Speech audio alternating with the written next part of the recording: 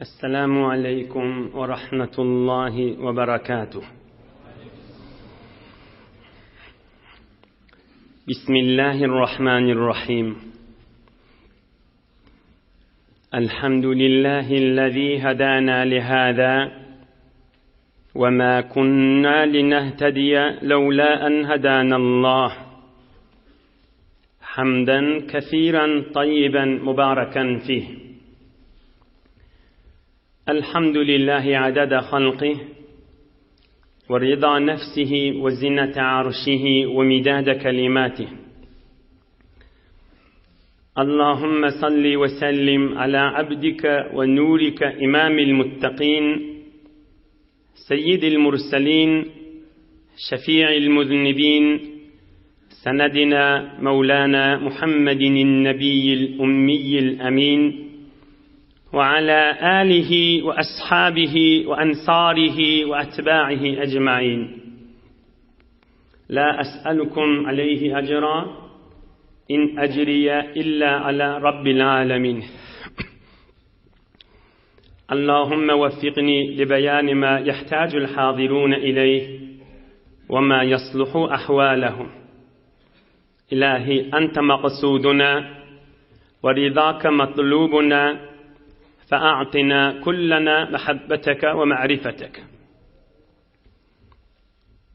بيك باك الله تبارك وتعالى هم عندن طاعات وإبادت لنذي صالح أمل لنذي خدايكين وترشق لنذ ومحبت لنذ داشتان يقينا قشنجي جلري ثوق هوالردا Resulullah Aleyhissalatu Vesselam'ın yaşayışından ve büyürüklerinin, sünnetlerinden ve derslerinden istifade edersip de nur, bereket, rahmet ve Hudayın rızayeti ve ferişte dökülüp duran meclis de nesip etmeyi Huday Teala hemmenizin din ve dünyanızı avad edip parahatçılık, emniyet, ağzıbirlik, ittihad, mescid medreselerimizi yürüyüp durmaktan ayırmasın inşallah.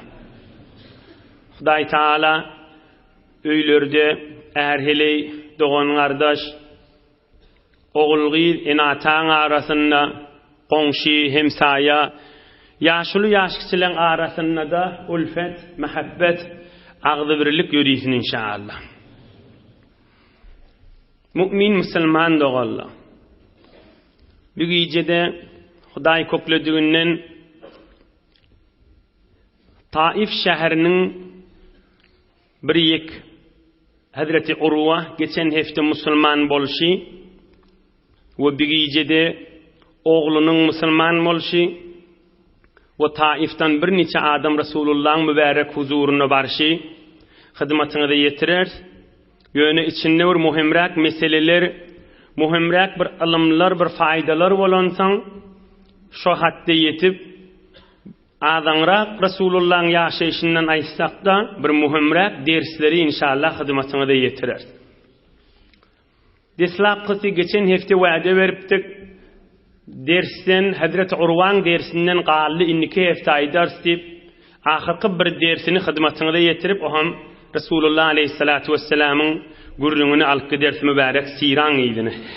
Sirat deydiği yaşayış deydiği. Ey cemaatla, ey mümin Müslüman doğalla, ey cavan dost, Hazreti Urva, Taif şehrinin Peygamberimizin mübarek huzuruna vardı. Müslüman mollu. Aham ne deydi Peygamberimize?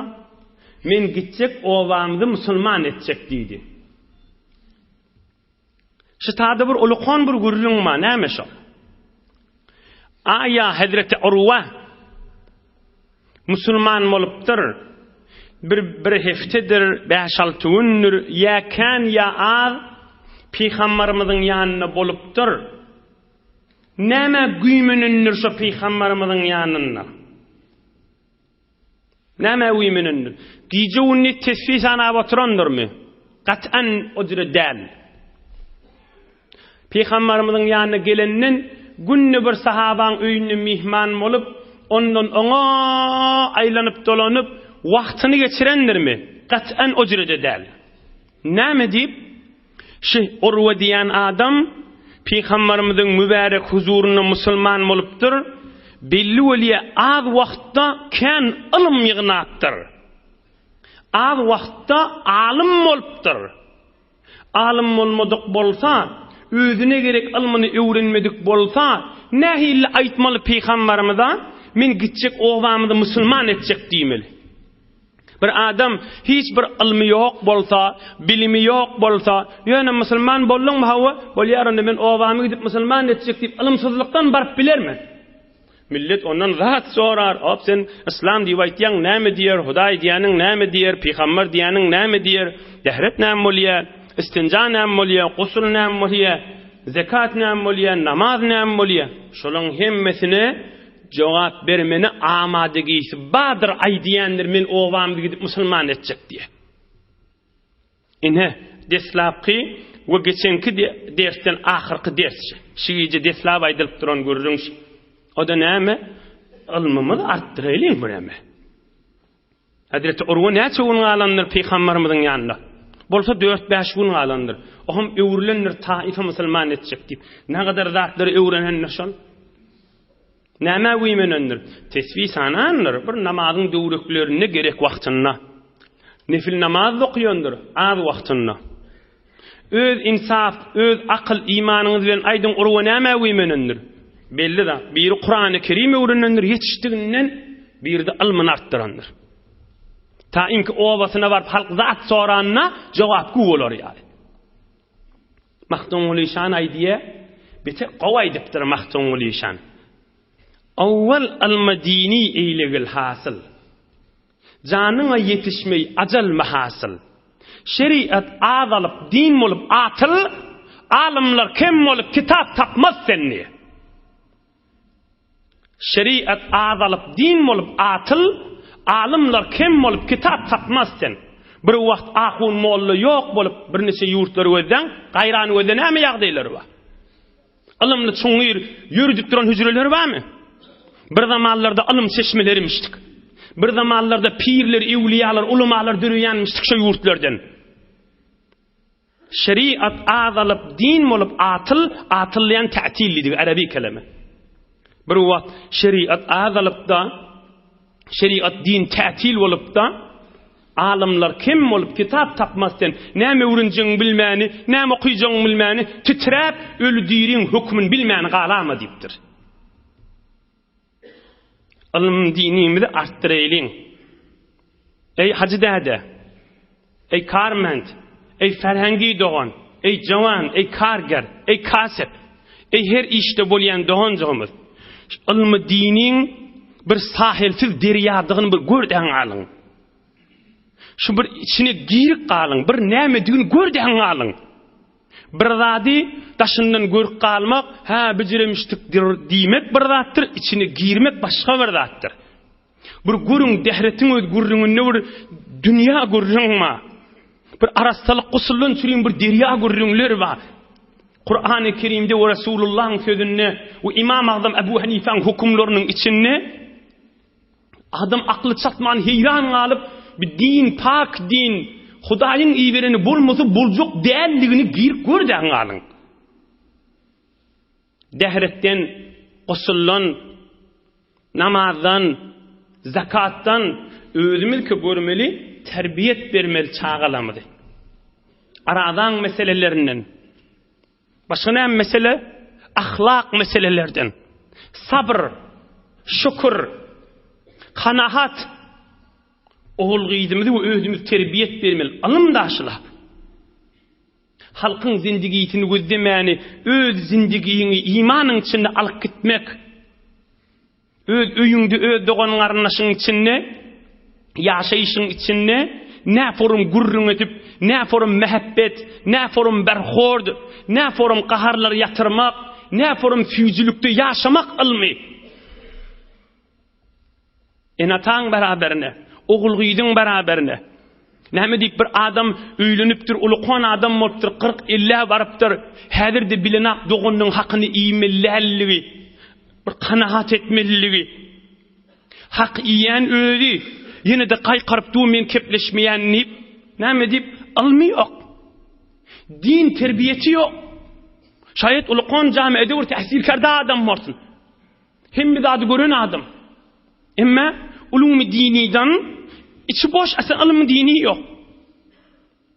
Şu din anasının üstüne ya adamsının üstüne mıdam üssem keplemeli. Näme dip terbiyeti dinisi yok. Ulum-i diniden boş. Aslen bir Resulullah'ın yaşayışından da bilmeye. Meğer Müslüman ne ilmi bi? Elhamdülillah Müslüman bil.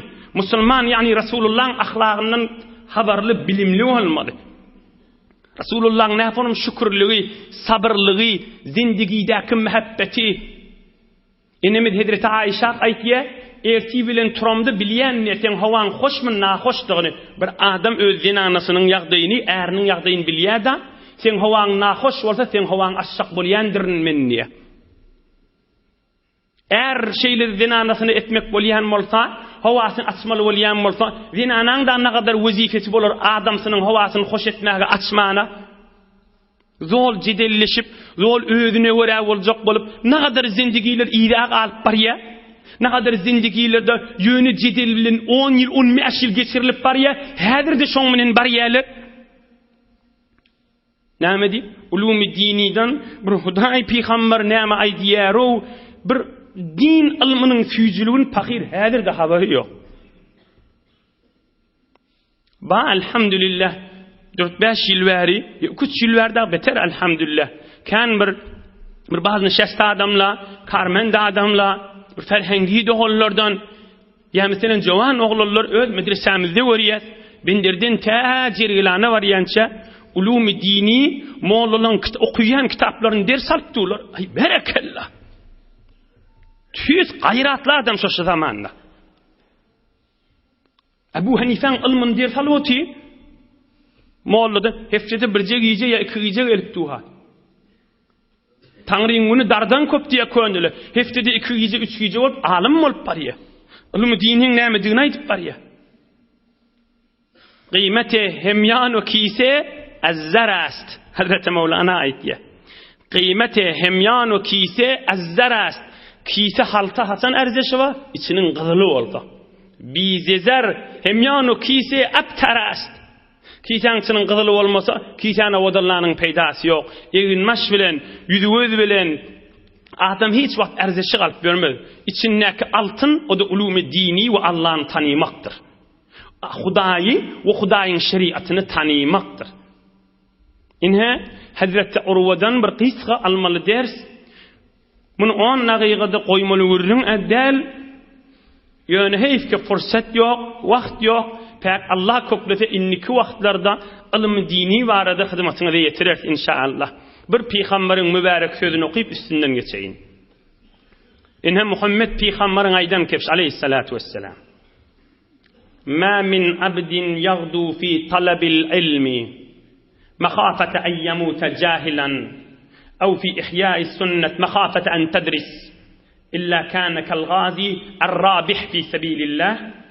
ومن بطأ به عمله لم يسرع به نسبه كذا في الجامع لابن عبد البر في خمرمız aydıptır her kim öyünden çıkıp uğrasa nämen iyidinni ilmi dinin iyidinni men gitjek bir medrese bir mescide yaşayacak bir oturşuğa uğraya öyünden nämäge ilmin iyidinni. İki niyeti var. Biri, ölmekem, Huday tanıman geçamayın, şeriat tanıman geçamayın nip, mehafete en yemute cahilen, Huday ve Hudayın şeriatını tanıman ülamayın min nip, şondan korkuya deyiptir. Kan adamlar tanıman geçip gittiler dünyadan. Hiç tat bilmeyen geçip gittiler. Men bilyen nip, zat bilmeyen geçip gittiler dünyadan. Bir zat bilmen geçip gidamayın deyip biri de oy bir barayın peygamberin sünnetini bir eşterin gömülüp yitip gidamasın Resulullah'ın yolu dirildik duroyluşun deyip ya şu niyet bilen gelse peygamberimiz aydiye şola adamlar oğlunun şoğun koyup zinanasını koyup kafirler bilen çalışıp kafirler bilen ceng edip halis Huda üçün jeňetip berenin sogaby başaňa diýipdir. Halis Huda ýoluna elini kılıç alıp, tüfeň alıp, kafir, necis, Yahud bilen urşup beren ýanak şol adam diýipdir. Ne peýgamberiň fetişi. Azat mi? Oham ahirine de Peygamberimiz aydypdyr. "Ve men batta'a bihi amaluhu lam yusri' bihi nasabuhu." Ey musulmanlar diýipdir. Alymyň bolsa amalyň da gowul ýa-da näme diýen düşünüp amal etýäň. Oham muna deýin diýipdir. Kıyamatda bir adamın amalı az olup derecesi etek düşse. Amalı az derecesi etek. Ya amalı az beheşte giyip bilmeye. Ya amalı az hesabı bidirek bolup bariye. Lem yusri bihi nesebuhu. Palanin oğludur bi deyip on derecesi kalamaz deyiptir.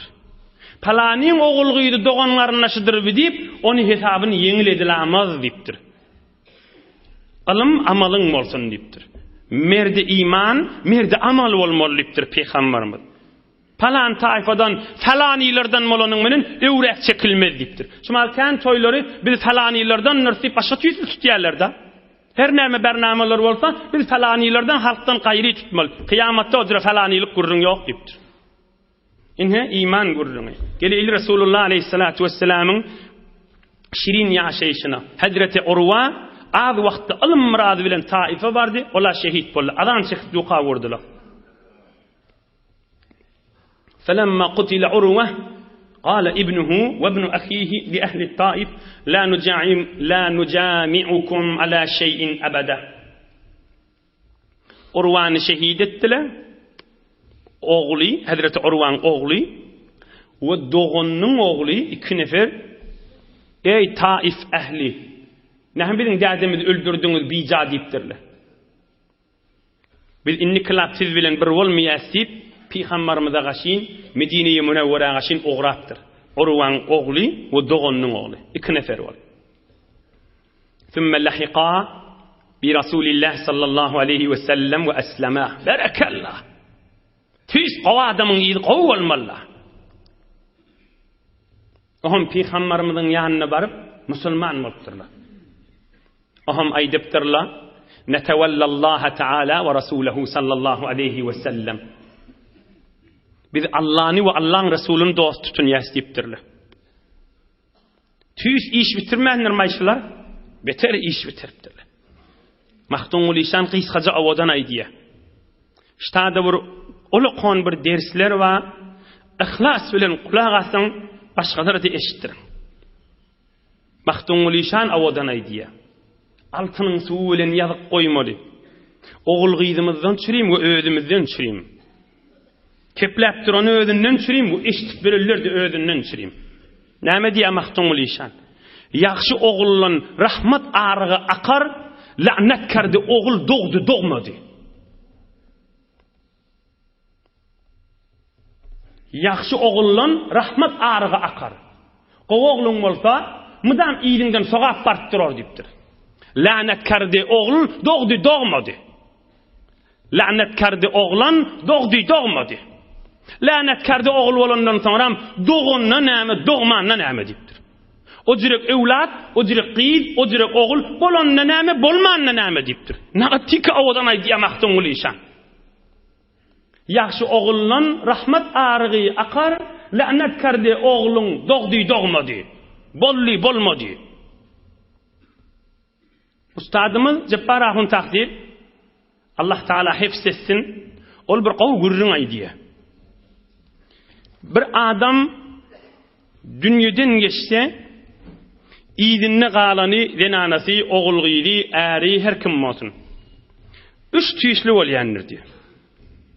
Bir adam dünýeden geçýär, hem ýydyny galanlary bolýar-da.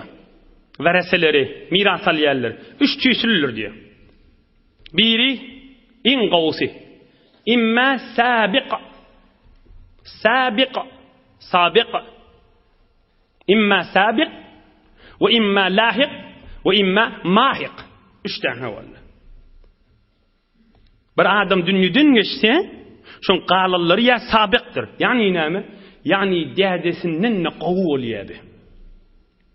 Dädesi namazhanmış, ogly ondan gowrakda. Dädesi yani okuya ya okuymuyor. Dädeti ya arasta de. Dädeti o adamlar o meclisleri ya koşuluyor ya koşulmuyor. O tay muhim de. Ibadatına, halka yaxşılığına, qarib qasar gözdüyerliğine, milleti irşad etýärligine, Kur'an-ı Kerim öwrenmek we öwretmegine, musulmanlara hayır dua etmegine, yüzünün nur halawatyna we tamam bernamasyny dädesinden gowy bolsa, ona Araplar sabiq diýýär. Yani musabagada dädesinden öwe geçdi diýdigi. Maňa näme diýäler? Göreşde ataňyk diýýär türkmen. Dädenden öwe geçjek bolmaly. Kakanda ne öwe geçjek bolmaly. Babaň, mamaň bir gowy adamlamışdyk da, olardan ne öwe geçjek bolmaly. Ol öwe geçeni ona sabiq diýýär. Inha elhamdülillah barakallah.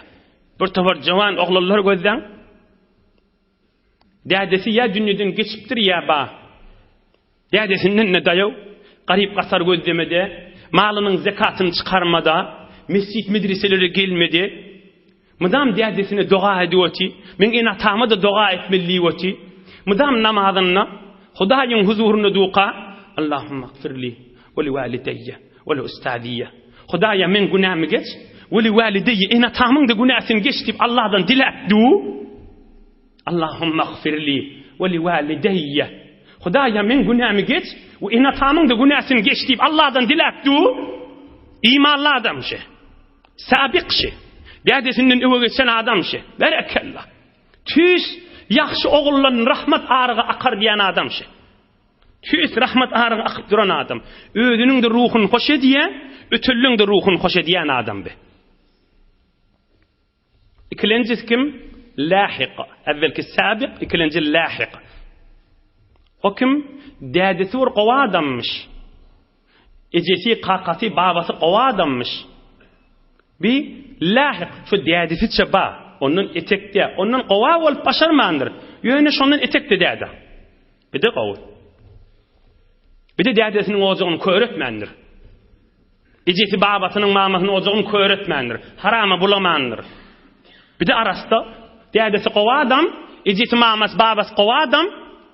Bir de gowy bolup baş. Ýöne dädesinden gowy bolup bilenap, äwvelki dädesinden ne gowdy. Emma üçüncüsü yüreğin ağırtyan hili. O mahiq.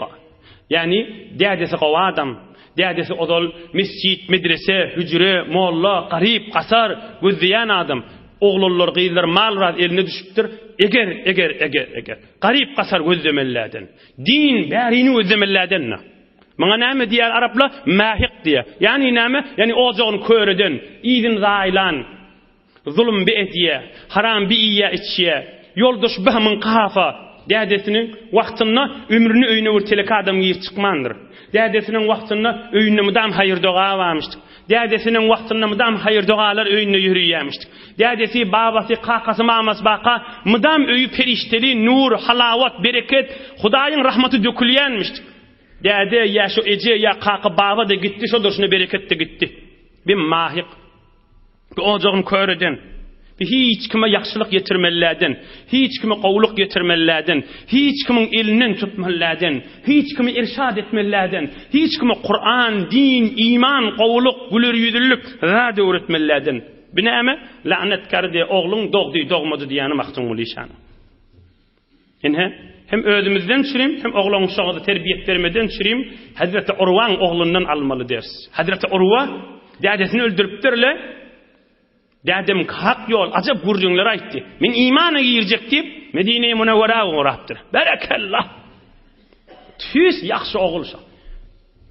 Şaýat dädesinden de geçen motun gowy işlerdi. Ene ustadymyzyň aýdýan üst bölek adamlar, sabiq, lahiq, mahiq. Bola bilseň olardan ne gowy bolmaly. Bola bilmeseň, olar gowy bolup bilmeseň şolar çobur bolmaly. O jürde bolup bilmeseň iyini zaýlamaly. Haram, zulüm, eziyet, doğulun haqqını ibrad edip hiç kim yaxşılık etmäni, zekat bermäni, ulul dädesiniň ýürtýän zekatyny, owlugyny, zähmetini, ýylyny köretmäni gezjek bolmaly. Köretse üçüncü bidirek hilinden bolar. Feminhum zalimun li nafsihi ve minhum muqtasid ve minhum sabiqun bil hayrati bi iznillah. Kur'an-ı Kerimde de üç gurrun var. İnha Urwa ogly we dogan oglany musulman boldy. Ohum bir neçe ay sonra وَأْتَمَرَ ثَقِيفٌ فِيمَا بَيْنَهُمْ عَلَى أَنْ يُرْسِلُوا إِلَى النَّبِيِّ صَلَّى اللّٰهُ عَلَيْهِ وَسَلَّمَ رَسُولًا. Bismillah. Taif'in adamları öz aralarına gurrun etipdirler. Gün olmayanından deyipdirler. Son Taif bir qal'a daşilik çıkıp bilmeyemiştikler. Bir neçe adam iýbereyliğin Muhammed'e Resulullah aleyhissalatu vesselama gurrun etsin, Taif filan solh etsin. Bir neçe şert berjek, Taif musulman bolsun, şo şertler bilen nip adam iýbereyli diýipdirler. Oham öz bir başlarynyň biri, reisleriniň birini aýdypdyrlar. Gidip biljek däl diýipdir. Mene barsam olara gaşyn geçip musulman bolaryn, gelsen beni öldürersiňiz, bu Urwany öldürşüňiz diýerlikdir.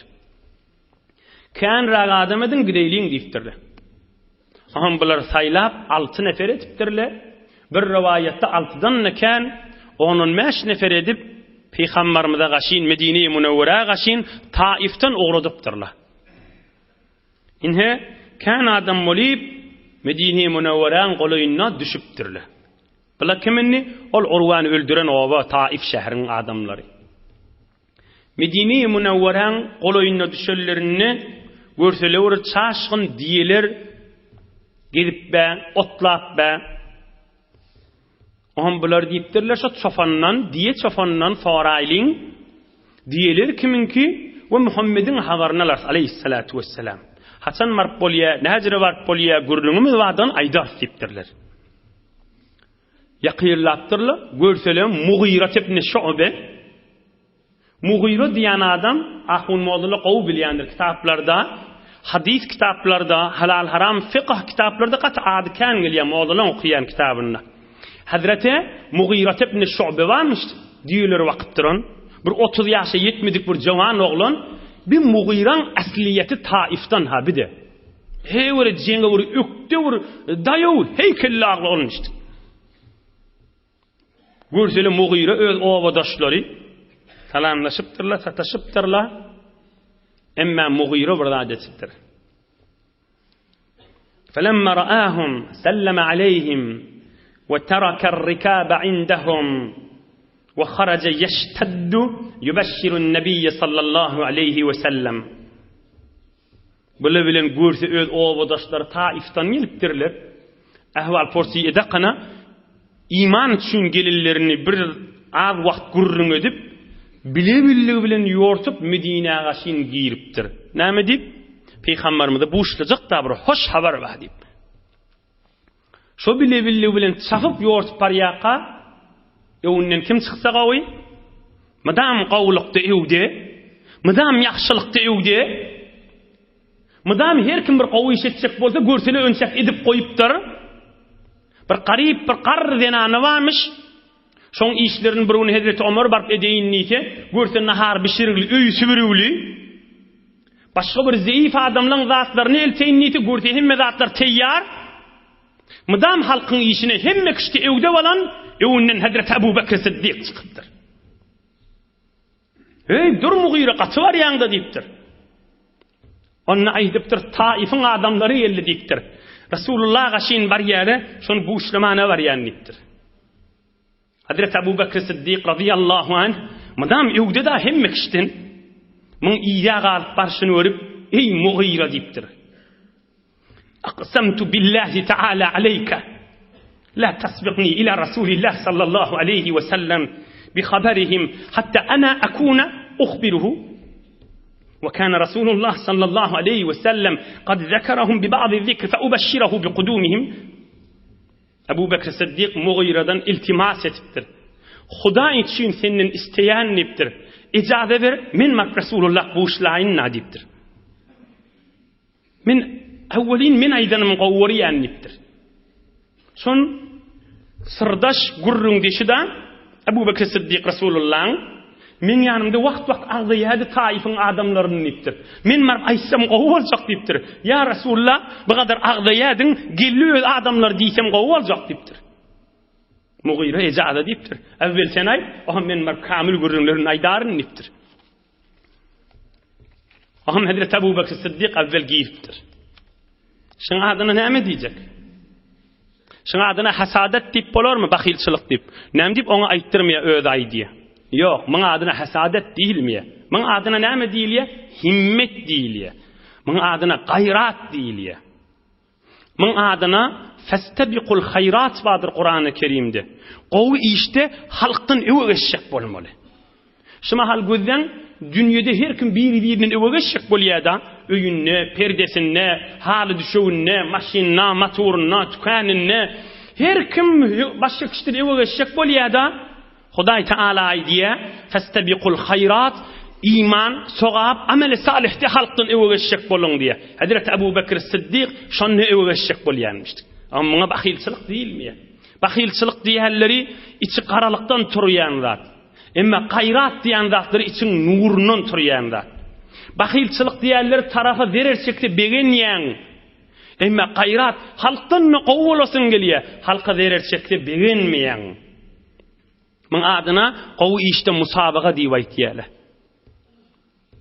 Ey cemaatlar, Peygamberimiz birun erti namazdan çykyp aýdypdyr. Görün gayratly adamy. Erti namazdan çykyp. Häzir günde gonakka. Häzir günde gonakka. Göreli näme urun bolupdyr. Men asbaha minkum al-yawma sa'iman. Qala Abu Bakr ana. Şun arada tutanyňyz barmy diýipdir Peygamberimiz. Ramazan aýdan başga bir gün müştikda. Hazret Ebu Bekir Siddiq aýdypdyr, "Hawa ya Rasulullah, men tutdum" diýipdir. Aham Peygamberimiz aýdypdyr, "Faman tabi'a minkum al-yawma janazah." Şun bir adam erti namazdan çykylan wagtda. Şun bir adam mam içiňizde bir aýrylan, ýuwulan adamy göterilip gelin ýa şoňa kömekleşip ýygyna düşüp gaýdan bolsun diýipdir. Hiç kim keplemendir. Peygamber Ebu Bekir Siddiq aýtdyr, "Ana" diýipdir. Men näme diýipdir? Ýolda bir janaza wady, şol göterişip bir ýaňa getirişdim diýipdir. Erti namazdan çykylan wagtda. Üçüncü Peygamberimiz sorapdyr. "Faman at'ama minkumul yawma miskinan."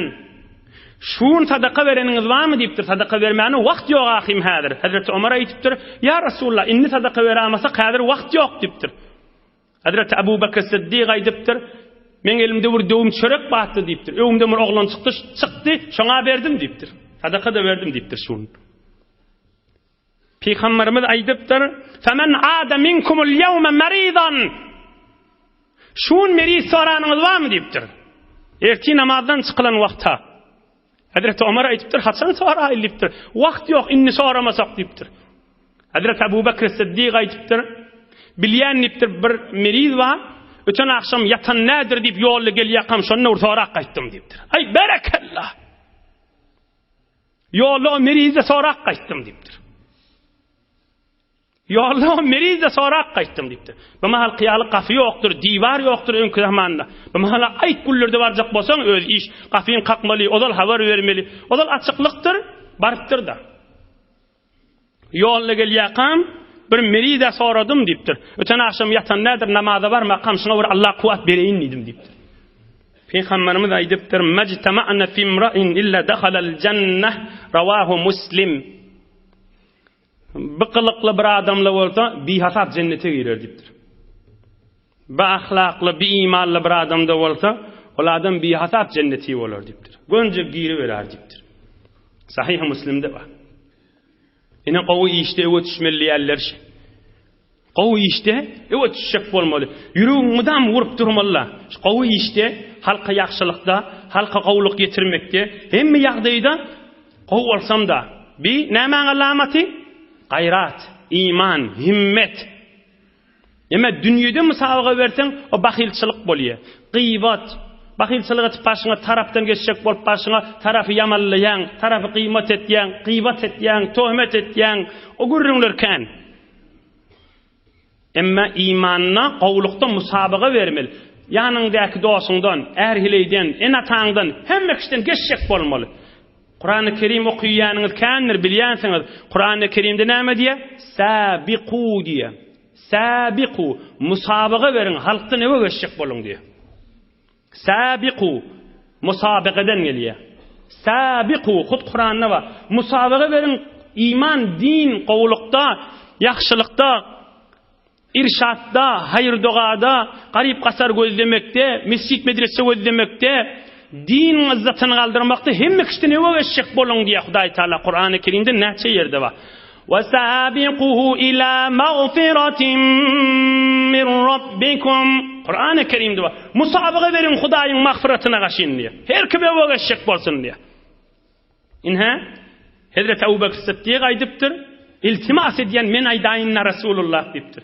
O da bolýar diýipdir. Aham Abu Bakr Siddiq diýipdir Rasulullah'ın ýanyna, "Ya Rasulullah, Taif'in adamlary geldi" diýipdir.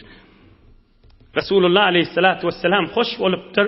Abu Bakr Siddiq çykypdyr, aham Mughira giripdir. "Ya Rasulullah, qad qadima qawmi yuridunal islam." Taif adamlary geldi diýipdir. Musulman boljak bolýarlar diýipdir. Yönü bir neçe şertimiz var musulman boljak bolsak diýerler diýipdir. O şertin gurruna 2 hefte gelýär. Yönü bir neçe şertimiz var, şolary Muhammed kabul etse musulman boljak diýerler aleyhissalatu vesselam. Peygamberimiz aýdypdyr, "Gelsinler häzir bärik" diýipdir. Eger şol şertleri kulak asyp görörnipdir. Bir adama kabul edip bulajak şert bolsa, sen Taifingdan, sen owaňdan kabul edeýin diýipdir. Bir kabul edip bulajak şertler bolsa, kabul edeýin diýipdir. Bir jaýy var bolsa, Hudaý peýgamberiň ýanyna kabul edeýin diýipdir. Aham Peygamberimiz aleyhissalatu vesselam aýdypdyr, "Gelsinler we mescide girsinler" diýipdir. Bir 5 dagyga şuň gurrunny aýdýalyň, aham tamam edeýin. Yani gelsinler mescide girsinler. Hazreti mezin mezhep başymyz kim? Hazreti Abu Hanife. Hazreti Abu Hanife şunu delil tutunýar, kafir mescide girmege ejazat barmyşdyk diýär. Abu Hanifeň bir delilişi. Bir kafir İmanı yok, Hudaýa peýgamberi men mescide girjek diýse, yok kafir mescide girip bilmez diýip bolmaýardy. Fiqh Hanafida kafir mescide girmege ejazat bar. İşkali yok girse. Hoy, oň dähreti yok, oň iýini pak däl, rat däl. Ohum peýgamberimize aýdypdyrlar sahabalar, "Ya Rasulullah, yadkhulunal masjid wa hum mushrikun." Sen mescidine girsinler, olar ki müşrik. "Innamal mushrikuna najas." Müşrik hafa bolýar diýipdir. Näzire girsinler diýipdir. Peýgamberimiz aýdypdyr, "Anjasun nasi ala anfusihim." Nejislikleri özlerine nejis diýipdir. Hafalıkları özlerine hafa diýipdir. Yani igin maşynyna görünüp duran nejis ýok bolsa, olaň ygtykady hafa, olaň pikri hafa, olaň niýeti hafa, olar imansyz galplary hafa diýdi. Egin maşynda görünüp duran hafa yok bolsa mescide girmäne ejazat bar şeriatda diýipdir. Ine bir kafir görünüp duran bir hafasy yok bolsa mescide girmäne ejazaty bar. Gerçi häzir musulman bolmasa, gerçi ýerinden de musulman bolmasa da. Emma ştada bir mescidin hukumlary bar we sizin hemmäňiziň aýdýan gurrunňyz mescid bir hormatly yer, mescide bidahret girmeler liýer. Bu gurrunlar näme? Bu gurrunlar musulmanyň sünnäki hukum, ikimizin hukumumuz. Meselen näme hukumma? Meselen şu hukum. La yahillu lil junub wal haiz dukhulul masjid. Ýyny pak bolsa, gusul wajib bolanmasa bir adama, ya bir zinany uzurly gulleri bolsa, adat gulleri bolsa, mescide girmegi haram we dogry däl we günahkar girse. Musulmanyň hukmy bu. Emma kafir adam hamana girse, mun delili inşallah indiki hefte gelecek. Hamana girse yüreği yumşar, imanı girmege sebep bolar, Kur'an eşder, namaz hallary görür diýen bir bäfitler bolansaň, şeriatda kafir ejazat bar. Emma musulman iň pak bolsa, iň haram bolsa, ya zinanyň uzurly uller bolsa mescide girip bilmeýär. Müslüman dəhreti yok bolsa näme? Dəhreti yok bolsa mescide girse günahkar dip bolmaya. Yönü dəhretli bolsa barından gowy. Yine bir meselesinden İza teneccesel ma'ul qalil la yutayyanu bihil mescid. Mescid becerilip duqa ustala malak qarıp du, palçığını, simanını qarıp du suğuyup, şo suğunun necis koşulsa mescidin divarını örüp bolmaya, oşun mescidin içine taşına sılfamellerliptir. Qarcak malatın arasıdaca olmalı mescid becerilmeden çürüyüm. Yine bir meselesi la yadkhulu allazi ala bedenihi necasetun el mescide. Egin maşınna hafa va adam mescide girmege icazatı yok. Makruh, harama gola yetmeller. Egin maşa hafa olsa onu ayırmalı, süpürmeli, yumalı ya egin maşını tədilemeli.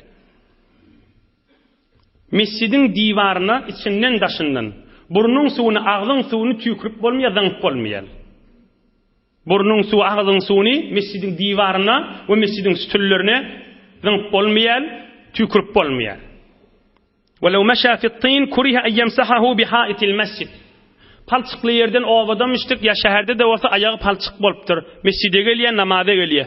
Oham mescide geliyor, ayağı palçık da mescidin guşesinde, mescidin divarına, mescidin çarguş divarına ayağını kakıp palçığın mescidin divarına tüykömellerliptir.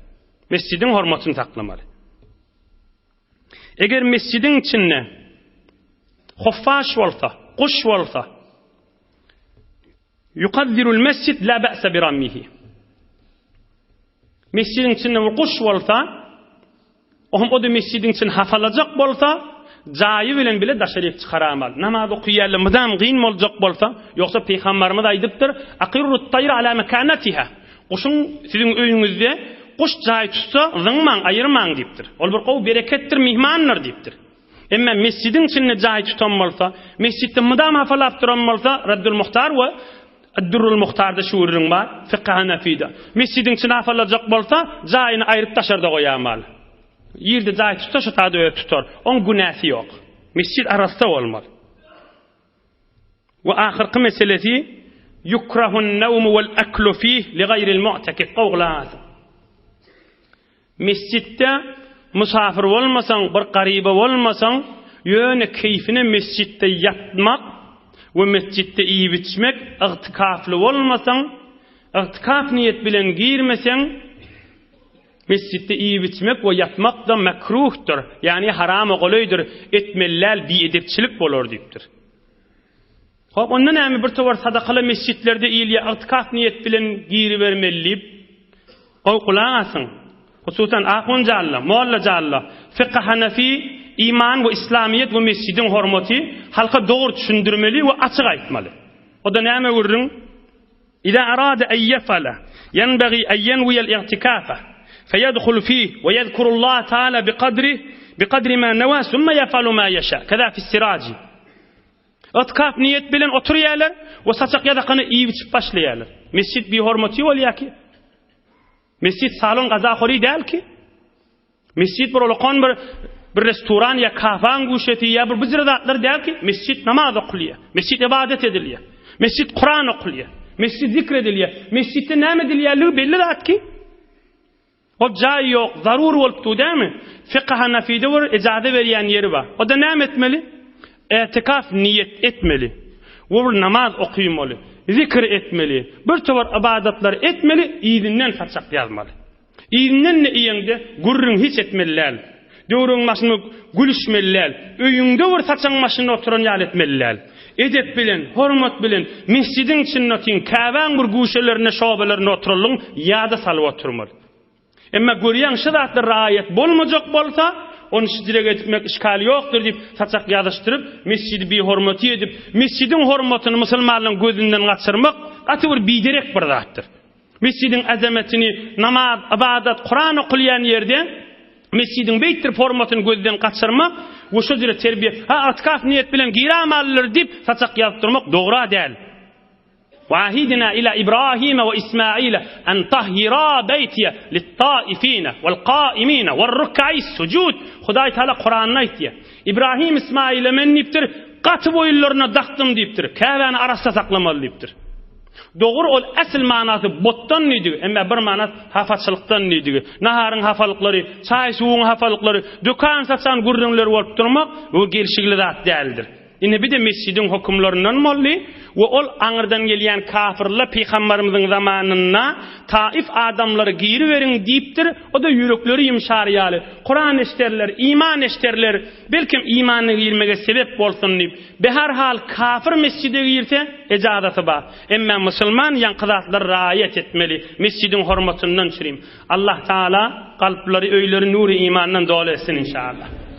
Allah Teala farahatçılık, emniyet, bereket, ittihat, mescid medreselerimizi yürüyüp durmaktan ayırmasın inşallah.